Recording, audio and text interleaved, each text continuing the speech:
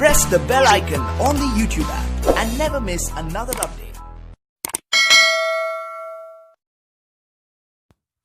Hello and welcome to the Master Gun channel. This 80 word per minute dictation is presented by me. My name is Pradeep Kumar. The medium of dictation is English. The dictation will start in next 5 seconds. Start. As you are aware, sir, among the many social and economic evils that beset our nation, food adulteration is most dangerous because the unsuspecting public have no way of knowing that when they buy a certain article, whether it is up to the required standard or not. A great deal of quick money has been made by unscrupulous anti-social elements by adulterating food stuffs. A great deal of ingenuity has gone into this whole process of adulteration. I was myself surprised, sir, when the committee went through this to learn in what ways special adulterants are manufactured in large quantities so that food can be adulterated.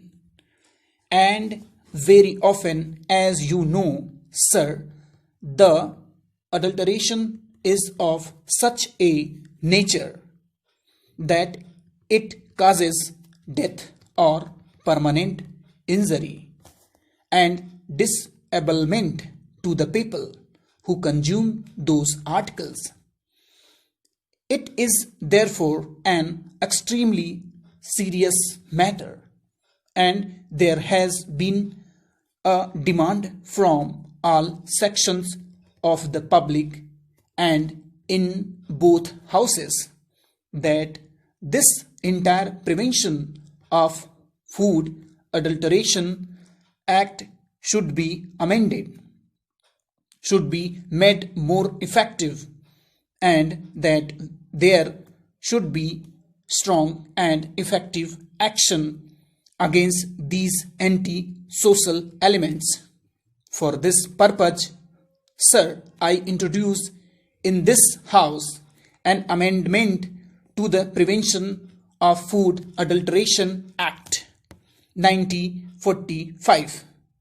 This act was passed 45 years ago by Parliament. The experiment of its administration, I must admit, sir, has not been very impressive so far, both because the act itself had loopholes and also, I must admit, because our administrative machinery, particularly in states, was not really as effective as it should be. Therefore, I introduced this amendment in Rajya Sabha on August 12. At that time, there was a demand from all sections of this House as well as the member of Parliament from Lok Sabha and the general public that in view of the very important nature of this legislation, it should be referred to a joint select committee. So, in response to it was referred to a joint select committee. It has 33 sittings and presented its report. It looked into almost 250 memoranda and discussed this matter for a considerable period of time, about a year and I would like to express my gratitude particularly to my honorable friend for his wise and mature guidance of the work of committee, from which we benefited very greatly, and we took keen interest in the matter.